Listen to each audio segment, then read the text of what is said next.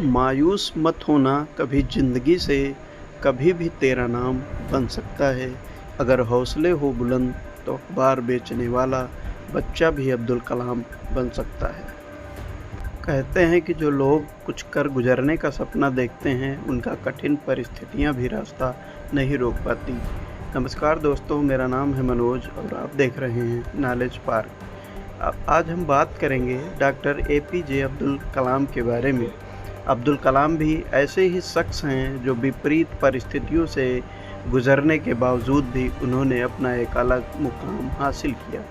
अब्दुल कलाम का नाम भारतीय इतिहास में सुनहरे अक्षरों में अंकित किया जाएगा। उनकी उपलब्धियों के लिए उन्हें युगों युगों तक याद किया जाएगा।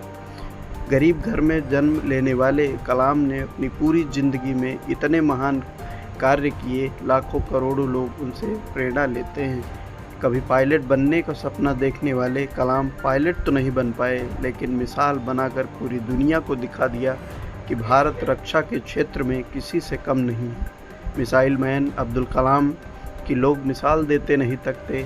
आइए जानते हैं उनकी कुछ ज़िंदगी से जुड़े अनसुनी अनकही कहानियाँ।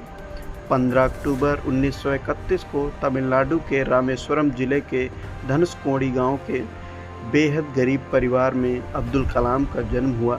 5 भाई बहनों में सबसे छोटे कलाम के पिता नाव चलाते थे। किसी तरह घर का गुजारा होता था। कलाम के परिवार में कोई पढ़ा लिखा नहीं था, लेकिन उन्हें पढ़ाई का चस्का लगा।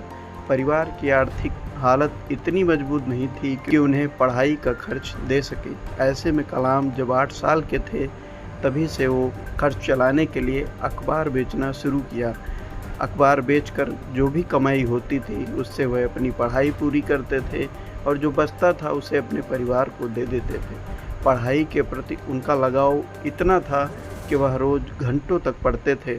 शुरुआती पढ़ाई लिखाई रामेश्वरम में पूरी की। ग्रेजुएशन उन्होंने सेंट जोसेफ और मद्रास यूनिवर्सिटी ऑफ टेक्नोलॉजी से एरोनॉटिकल इंजीनियरिंग की डिग्री प्राप्त की। मद्रास इंस्टीट्यूट ऑफ टेक्नोलॉजी से एरोनॉटिकल इंजीनियरिंग करने के बाद अब्दुल कलाम ने DRDO में एरोनॉटिकल डेवलपमेंट एस्टेब्लिशमेंट ज्वाइन किया, लेकिन शुरुआत में ही वो DRDO की नौकरी से संतुष्ट नहीं थे। इस दौरान इसरो के फाउंडर एंड महान स्पेस साइंटिस्ट विक्रम साराभाई से उनकी मुलाकात हुई। कलाम की मेहनत देखकर उनका DRDO से इंडियन स्पेस रिसर्च ऑर्गेनाइजेशन में तबादला कर दिया गया। इसरो में अब्दुल कलाम ने साल 1970-80 के बीच पोलर सैटेलाइट लॉन्च व्हीकल और SLV थर्ड प्रोजेक्ट पर काम करना शुरू किया और उनकी मेहनत और गहरी समझ से दोनों प्रोजेक्ट ही कामयाब रहे। वो भारत के पहले सैटेलाइट लॉन्च व्हीकल के प्रोजेक्ट डायरेक्टर थे। 1998 में ब्रह्मोस प्राइवेट लिमिटेड की स्थापना की गई। इसके बाद कलाम को मिसाइल मैन के रूप में जाना जाने लगा। उनकी उपलब्धि को देखते हुए 1981 में पद्म भूषण, 1990 में पद्म विभूषण, 1997 में देश का सर्वोच्च नागरिक सम्मान भारत रत्न से सम्मानित किया गया।